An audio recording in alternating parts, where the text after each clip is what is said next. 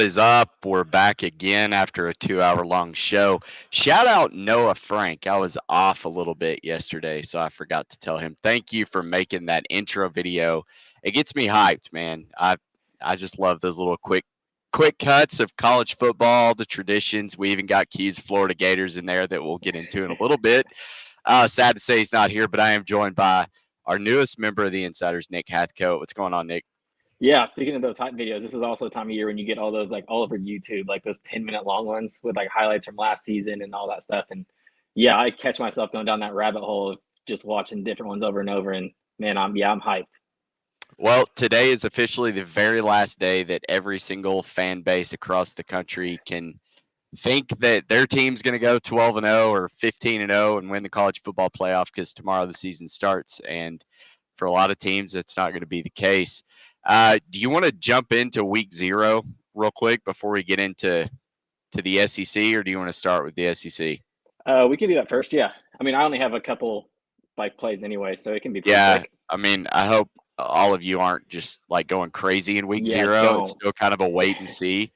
Uh, play smaller units, but what are you thinking? Early in the morning, we've got, or early for me, 9 a.m. kickoff out in Dublin, Ireland. I hear the weather may be a little Hmm.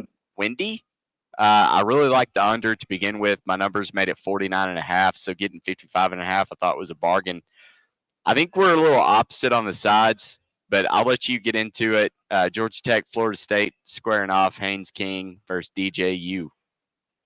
Yeah, I'm with you on the under. I'm still trying to figure out how to play it. FanDuel still has the first half under at 28.5, which I kind of like.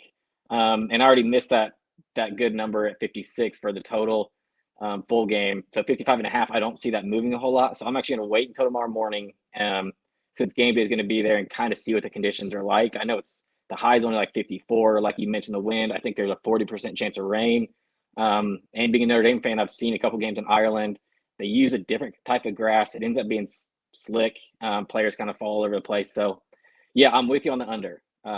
Just trying to figure out how to play it before the game starts. Are they playing on a soccer field? Do you I know? think so. I don't know for sure.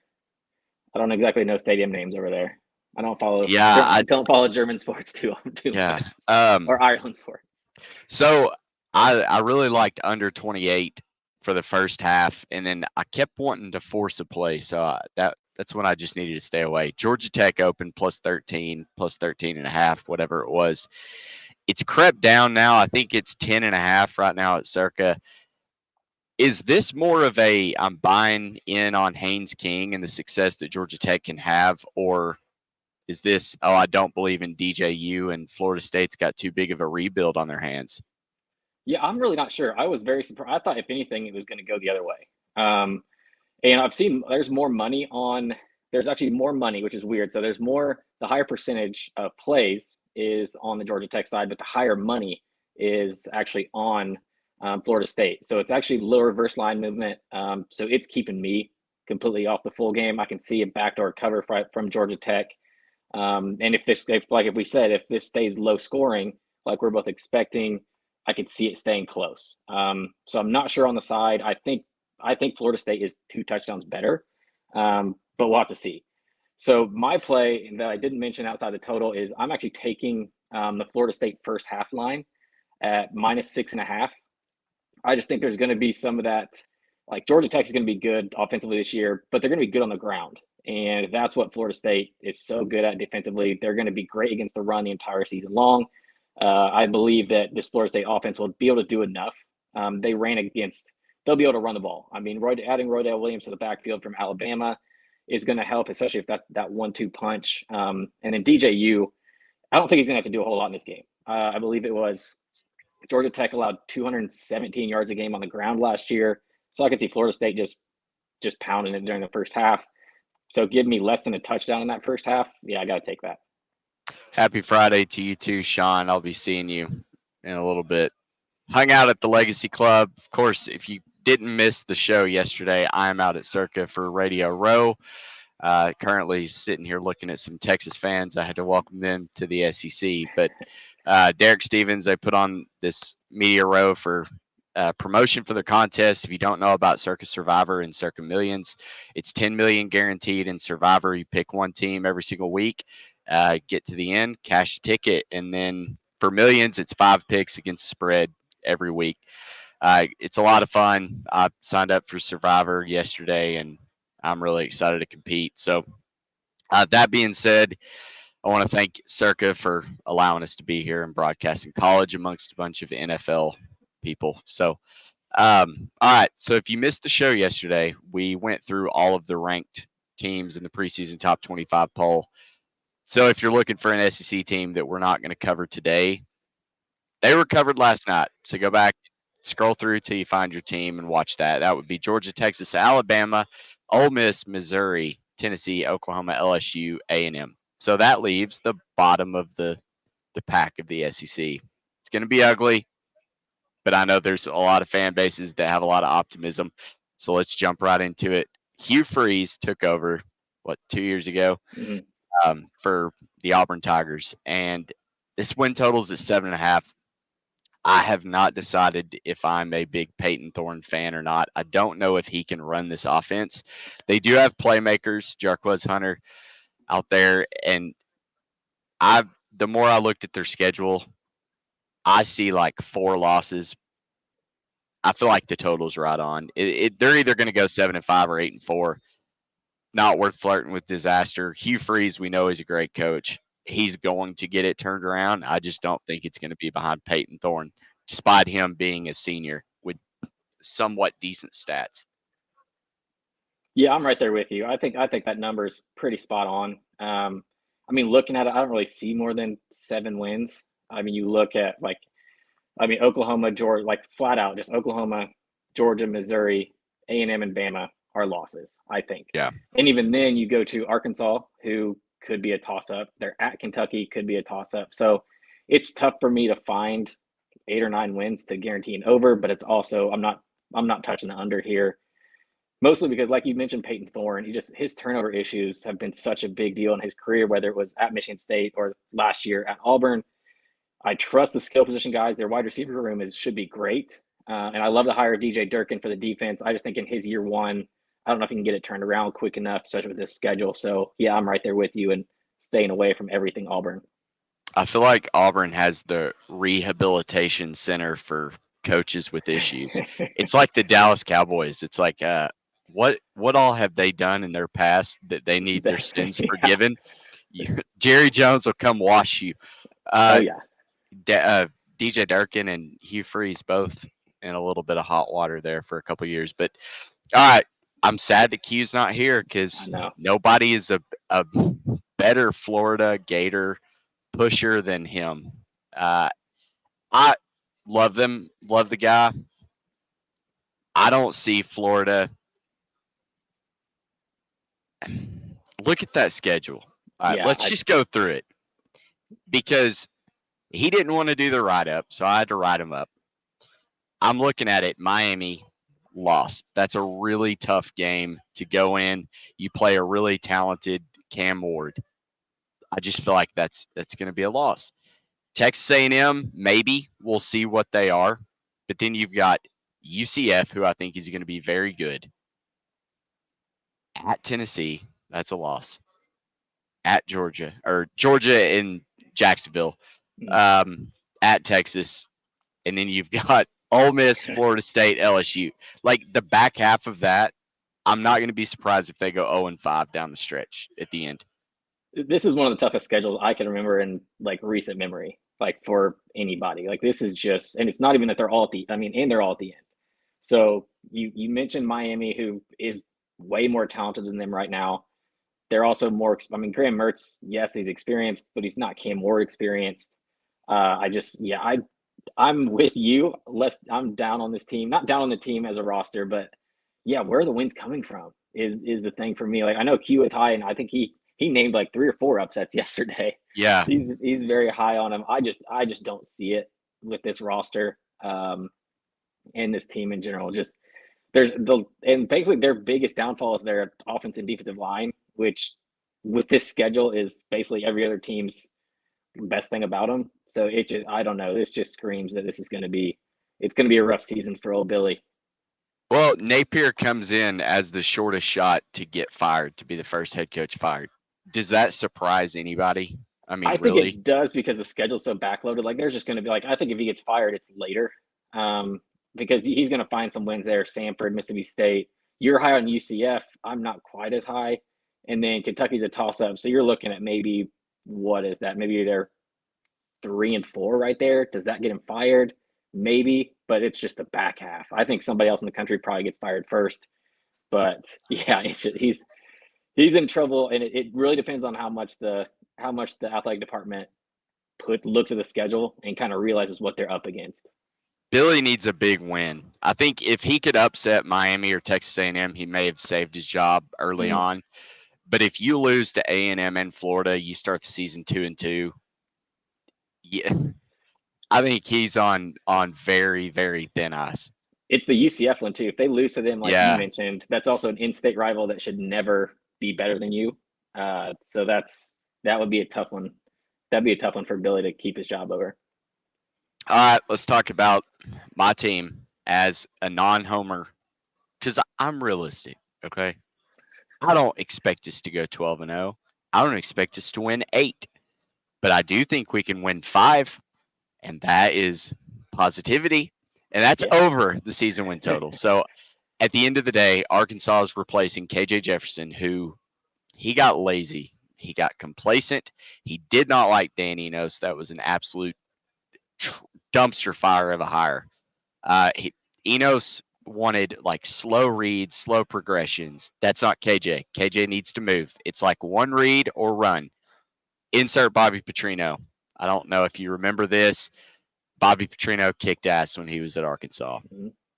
He may have lost his touch a little bit, but I think getting Taylon Green, a dual threat quarterback, you're replacing KJ with a pretty comparable version of KJ Jefferson. So I don't think we dropped off a lot there. You get Luke Haas back, who was an awesome tight end last year for us until he got hurt. Their leading receiver in Andrew Armstrong. You've got Isaiah Satania. If you've played college football 25, you can literally throw a screen pass to that dude. He's got like 98 speed. Lana Jackson, big defensive end, kind of shocked everybody by announcing he was going to come back and forego the NFL draft. So the pieces are here to be very, very good. Um, Travis Williams returns as the defensive coordinator. He had the viral rap, "Yeah, coach." That was a lot of fun. I feel like the team is confident right now. And last year they had zero confidence at all and still won 4 games and were 1-4 or 1-5 against or in games that were decided by a touchdown or less. I've got to think that Bobby Petrino is going to be able to get that extra win to go over the season win total. That's the So bet. Bet aside, now I'm going to put on the red tinted Razorback glasses and give you, realistically, in my opinion, it's bias, but I think this team, their ceiling could be 8-4. I think there are some very winnable games. I think we could beat Oklahoma State. I think we beat LSU. We hate LSU. Mississippi State. I think our losses, because that's easier to go through those. I think we lose to Tennessee, we lose to Ole Miss, we lose to Texas, and we lose to Missouri because for whatever reason, Eli Drinkwitz has our number. But I think 8-4 is within the realm of possibility. I don't see that. I'm sure there's some crazy outline numbers that you could look at, like FanDuel I or need to something. look that up while you're You talking. probably should like see what like even if you pick 6 or 7 wins, you're still probably getting the plus 300 range or somewhere. But I mean, I see 5 as probably the ceiling. I know you're high on them, like with chances to beat Oklahoma State and chance to beat A&M and LSU. But do they beat all 3, or do they win one of those 3? That's kind of maybe what determines that number. Like if they get more than 5 wins, but that's where I see the ceiling. You're high on Taylor Green. I saw him quite a bit last year, and I don't know. For somebody who was playing in a conference that wasn't great, that isn't exactly the touchdown interception ratio that you want to see. Like 11-9 is not great, not a good completion percentage. I know he uses his feet a lot, but so did KJ Jefferson. So we'll kind of see what I'm interested to see what he looks like. I mean, it looks like Tua. I thought you made a mistake on the graphic and put the Oh, wrong picture up there because I literally thought it was Tua when I first glanced at it. But yeah, I don't know. I think Arkansas is going to be okay. I think they'll be more fun to watch than last year. That's for sure. Like that offense was brutal to watch. So yeah. if anything, they're at least going to be more exciting. It's an exciting schedule, so that helps from that standpoint.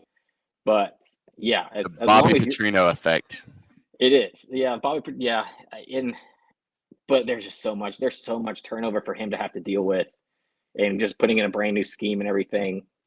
So let me ask you this: what are the chances? I didn't see what the odds are for Pittman to get fired before the end of the season.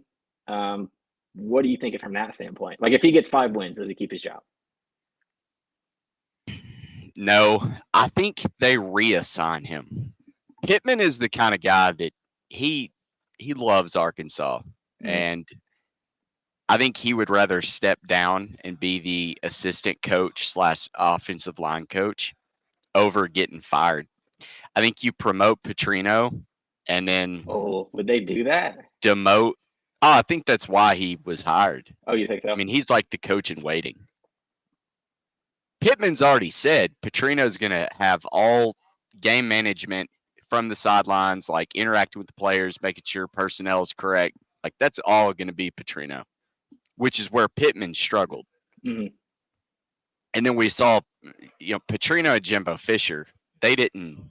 That was a terrible marriage. That was never going to Yeah, work. they didn't work. And Petrino is. I mean, I still think he's a great play caller. Hell, he almost beat us when he was at Missouri State. They went up That's like 28-0 on us. They were scoring at will. But also, you talked about Taylor Green's turnover problems. He's 6'6". He's a big dude. mm-hmm. And Petrino, the first thing he told him, he was like, "You are throwing way too much sidearm." He said, "Throw like you're 6'6". They changed his throwing pattern to go more over the top. Okay. And I think that's going to make a difference. It's helped his deep ball for sure. Um, but I don't know that he has to do a lot. I think you turn around and hand the ball off. You run Satania on some sweeps. Like he's got ways to move the offense, and he's coached. I mean, you remember the years of like Tyler Wilson, Ryan Mallett for Arkansas when Petrino was there. Mm-hmm. Like he can coach up a quarterback, and he'll let it fly when he needs to. So that's kind of where the optimism comes in. You get a lot of your team back, 9 offensive starters, 8 defensive starters. I think Petrino could be the difference maker and at least flipping 4 of those losses by 7 points or less to go 2-2. You do that, you're at 6-6. So that's my argument there. Fair enough. For your sake and the show's sake, let's hope that happens. Can't have you depressed every Saturday, not looking forward to watching your Arkansas games. I do think Texas A&M on the early line, Arkansas is plus 10.5. I Ooh. bet you that it's less than that by the time the game starts. Okay, Kentucky Wildcats. Brock Vandegrift came over from Georgia. I honestly had not heard of him. Um, so I don't know if he was like third string on Georgia's roster or what. Kentucky is one of those weird teams. This is one where I feel like them doing away with divisions is going to hurt them because Mm-hmm. now they're going to get matched up against the Auburn's Ole Miss. Uh, because they could kind of beat up on the East if they needed to. Back when Missouri wasn't very good, Vanderbilt is trash. South Yeah. Carolina's kind of trash. Kentucky could, go 7-5, 6-6, and make a bowl game. I don't know. Looking at their schedule, I think they lose to Georgia, lose to Ole Miss. Q probably thinks they're going to lose at Florida. They probably will. Uh, lose to Tennessee, lose to Texas. I mean, it's 7-5 team. I feel like year in and year out. Totals 6.5. I want no part in it. I mean, I feel like Kentucky's just average, and with an unproven quarterback, I mean, make a case for me if you can for Kentucky. No, I can't. I'm with yeah, knowing Mark Stoops, he'll probably finish around 500, if not a little bit over, which is around that 6 or 7 kind of win mark. He's consistent that way. He's never great, but they're never terrible. So yeah, I mean, bringing a new OC with a new quarterback he was a 4-star out of high school, so there was supposed to be potential there. It was just Georgia. He's just not going to play at Georgia. So there's Q, of course. Right on Q. Yeah, I don't know. I have to see Brock Vandegrift play. I mean, there's been reports like from Kentucky, I mean, just from like the Tennessee things that he's been playing well, like in the Kentucky scrimmages, and like had a good fall camp and everything. But I don't know. I need to see it because that's also against the Kentucky defense that I'm not high on. So yeah, I'm with you in thinking that this ends up being a 6-6 or 7-5 type season again for Mark Stoops. So he returns basically all of his defense and most of his offense. Q, last year, Florida lost to Kentucky 33-14. Virtually both have the same teams. Just going to say that. They beat Ball State, Eastern Kentucky, Vanderbilt, Akron, Florida, Mississippi State, Louisville. I don't know. I wouldn't. If I had to bet it, I would go under because I think they're 6-6. For what it's worth, I do think they lose to Florida. But I wouldn't bet it. No, I think 6-6 is most likely. And it's not going to get any prettier, guys. we're going downhill from here. Just so you know. South Carolina. Shane Beamer still there. I don't really know how. A lot of hype around Lenora Sellers. Rocket Sanders, the old Arkansas back, he is over. He is over at South Carolina now. Sorry, correction. UF lost to UK's running back. Fair. The whole team. Yeah. It was 11-on-1 then, if you're going to admit that. That's terrible. All right, so Lenora Sellers, don't really know much about him. I've seen a little bit of his film, but it's still a small sample size. He's a redshirt freshman. I can't imagine a redshirt freshman or a freshman or even a sophomore coming into the SEC facing that schedule having a ton of success. And we talked about it with Connor Wiegman with A&M. There's another sophomore quarterback. I think they're going to struggle against these defenses, but they kind of ease into it. You get Old Dominion, you get at Kentucky, which may be tough on the road, but it's winnable. Mm-hmm. And then LSU, but then you hit that middle stretch, 4-5-16 or 6-5-16. It's brutal. I think this may be Beamer's last year. Yeah, they're gonna struggle. I actually saw. I think it's another 5-7 year. I can't remember who I heard it from, but there was a bet I was close to making and still might. The South Carolina SEC win total is at 2.5. Find me 3 wins in the SEC. I can't. Like, even if Vanderbilt. Say they beat Kentucky and Vanderbilt, where's the third one coming from? Even though we're down on A&M is still way better than South Carolina. So yeah, talent level alone and coaching probably. I mean, I think Elko's a good coach. Yeah, it was juiced to like 150, but man, I just don't see a third win here in the SEC for South Carolina. I know a lot of people are high Lenore Sellers. It was one of those recruits a couple years ago that people were very shocked that he picked South Carolina with who else he kind of was looking at. So yeah, and Rocket Sanders, can he stay healthy? Because they're going to give him the ball 30 to 40 times a game. And I heard him last year. He is a great player. I think he would have transferred again if he could have.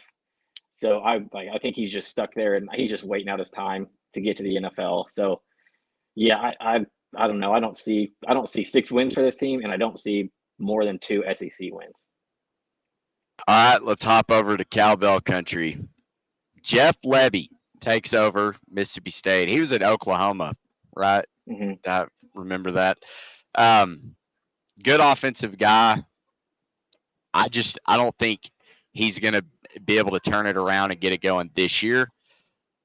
Blake Shapen, I meant to look up see if he was a senior. He probably is a grad transfer. So this may be a one and done for Shapen.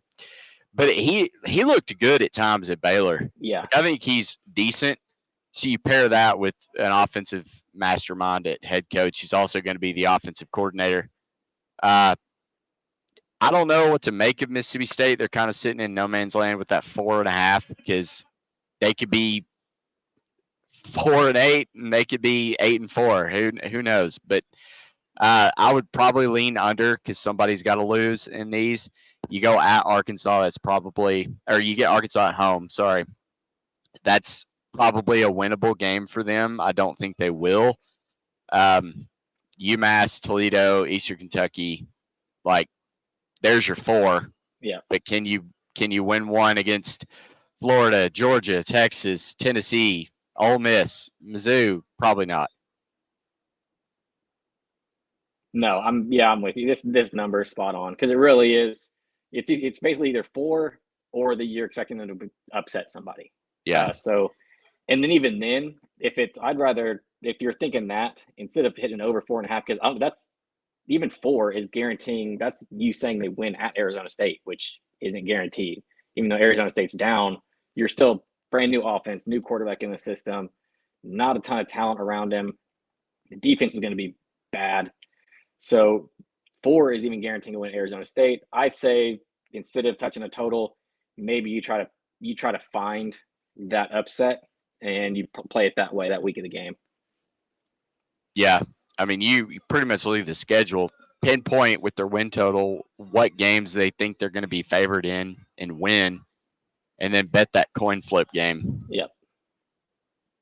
All right, told y'all it's getting uglier. Let's talk about him. Vanderbilt, Diego Pavia. I mean, dude's like he's fun. I hated that he went Johnny to Vandy. Manziel. I hated that he went to Vandy 2.0.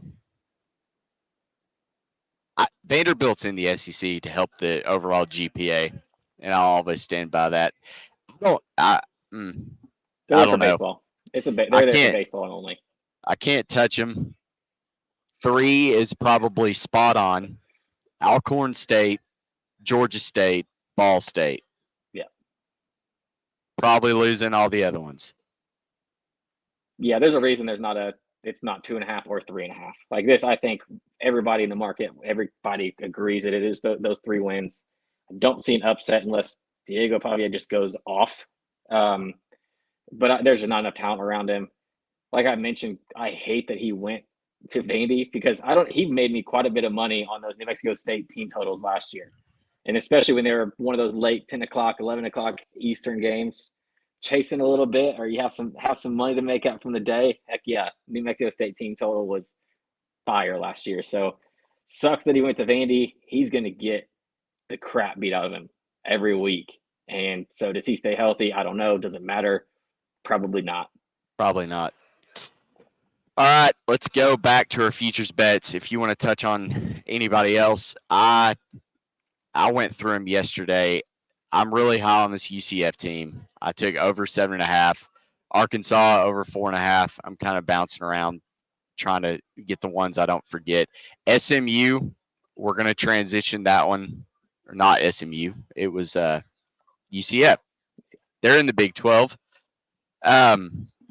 But you've got a couple of futures, and then we're going to talk about the non-Power 4 teams that are going to make the playoff. Yeah, I mean, we kind of went over mine a little bit yesterday. Before my AirPods died, I was going to say that I'm with Q, and I added Arizona to my card over 7.5. Like once we went over that, we realized this team shouldn't. There's 9-10 wins on the schedule, and it shouldn't go down to 7. So I'm in on adding them. I was going through a little bit more this morning. I'm probably going to end up adding Utah at plus 300 to win the Big 12. And then also looking at the Pitt under might be something I add there. I just think they're going to be bad, and their schedule doesn't help them out any.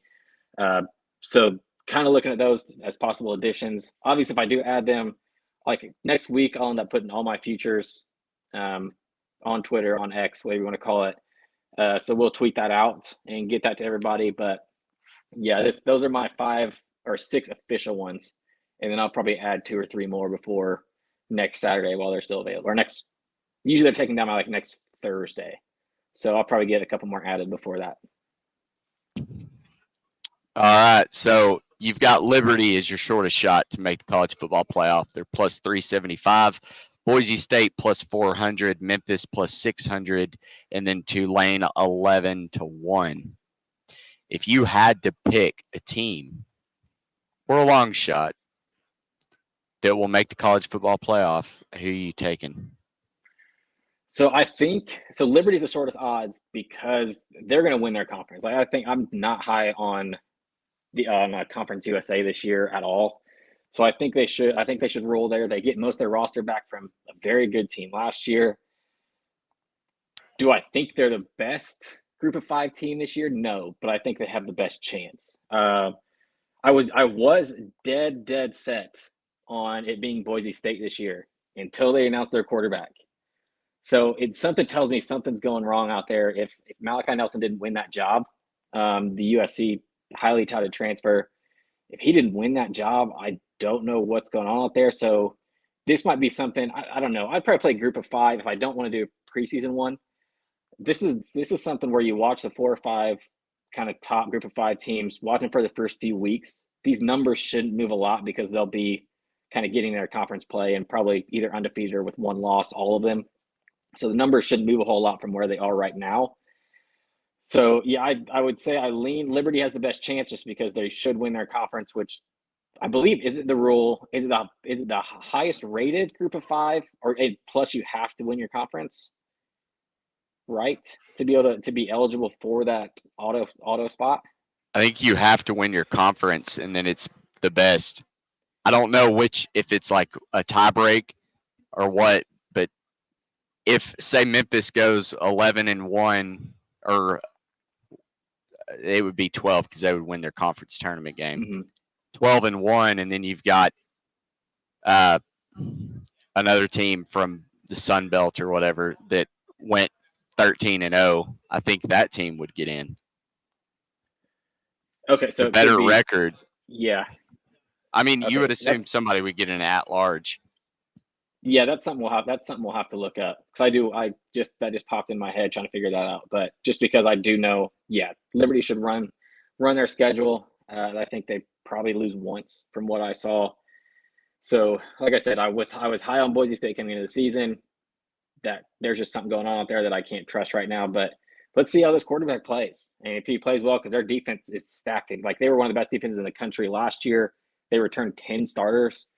So defense should be great. Let's just see what that offense is, and that could be something where I end up playing them week 4, week 5 to make the playoff. I really like Memphis, but they worry me. And then I looked at UTSA too, but they lost Frank Harris, and those are really big shoes to try to fill. So I think they take a step back too.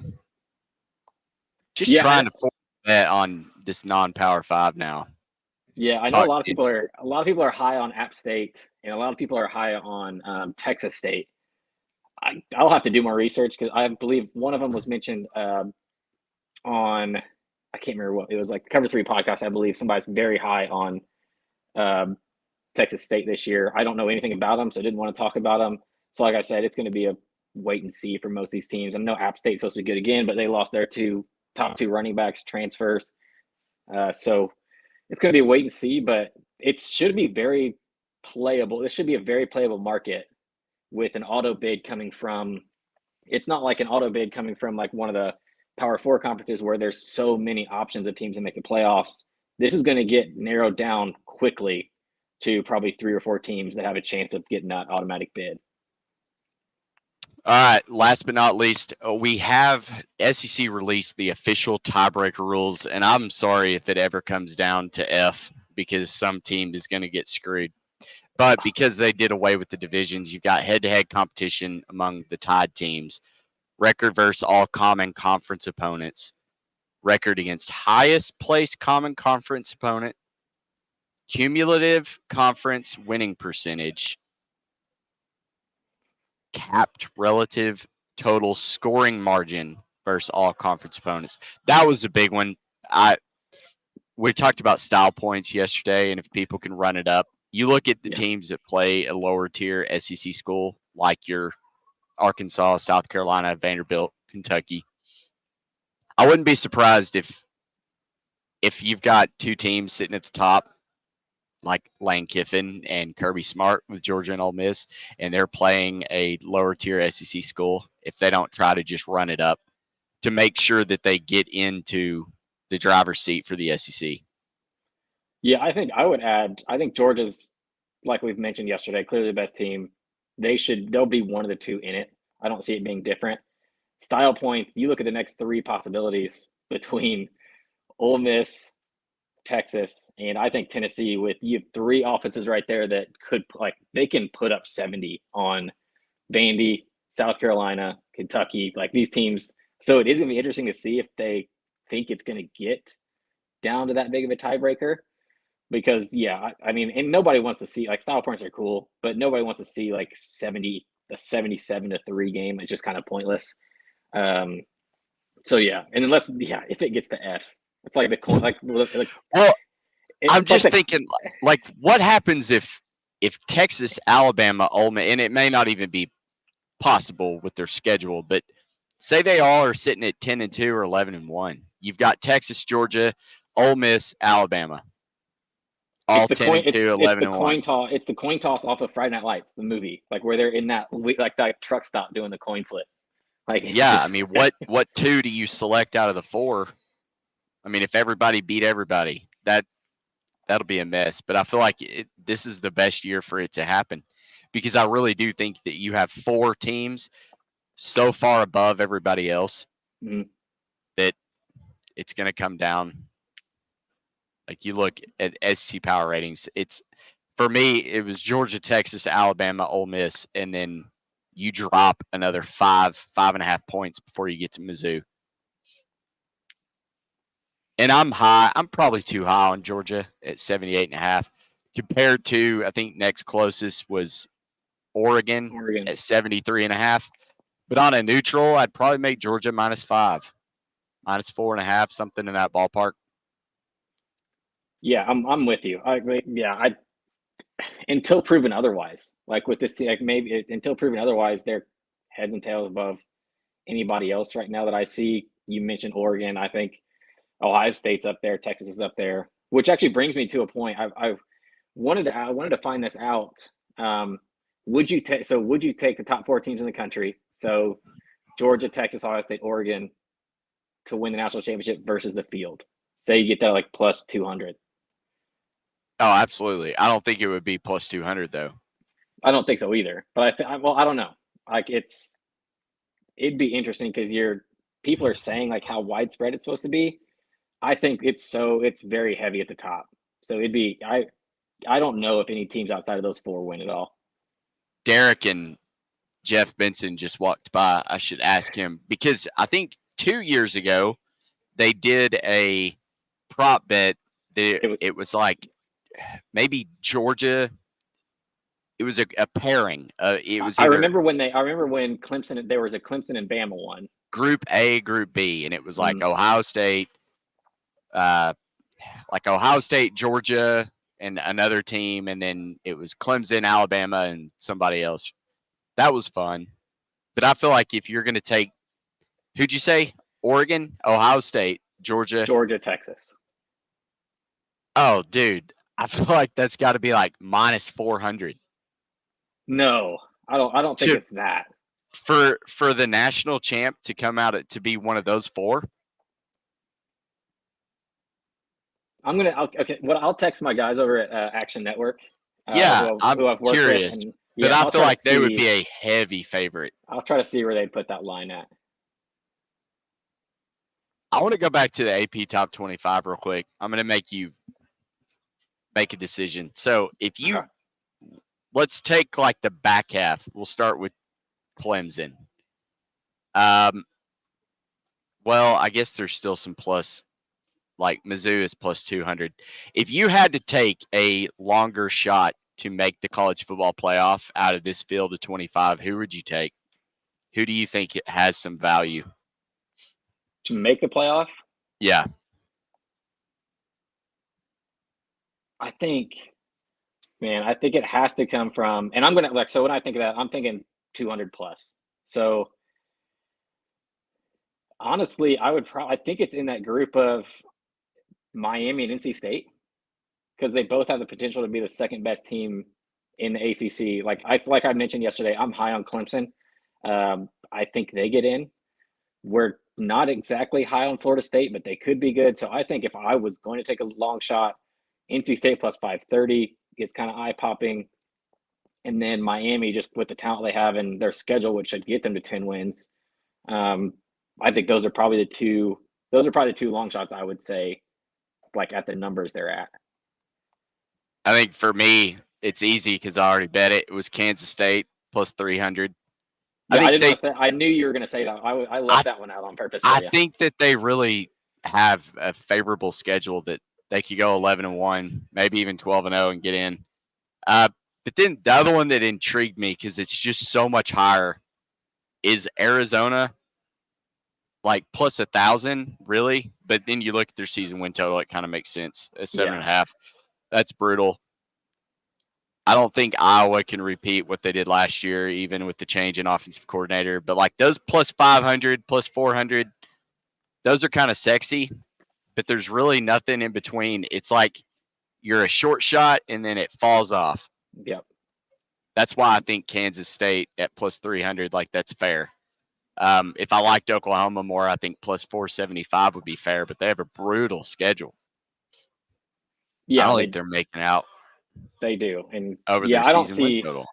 Like I said, I don't know. I think there's such a line right there after that 14-15, that Clemson, Tennessee mark. There's a line right there where it's college football. So there's going to be a team or two that surprises us.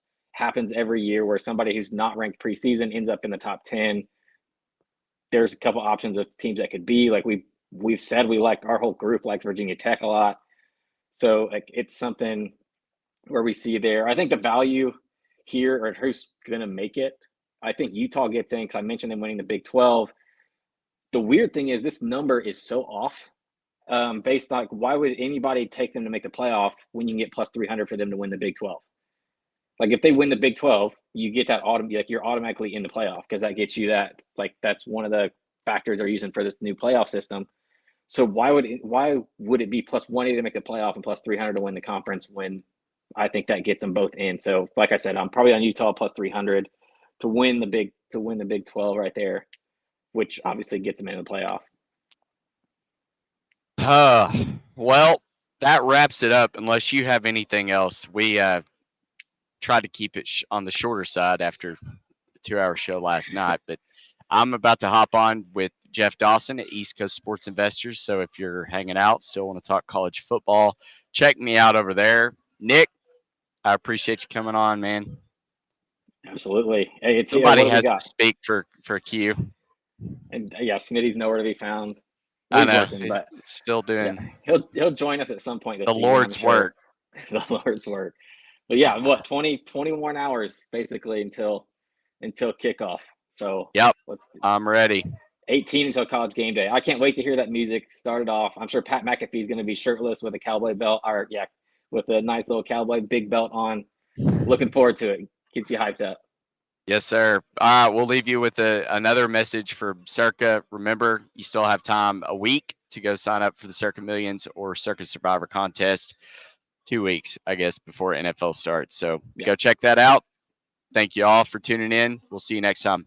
We don't need gimmicks like giant checks and mascots to promote this year's football contest because we're giving away even more money than we did last year. $16 million in guaranteed prizes to be exact. There's 2 ways to win and no rake. Players in Circa Millions make 5 picks against the spread each week with quarterly and full season payouts. Circa Survivor entries select 1 team each week with no point spread. Last the longest to win.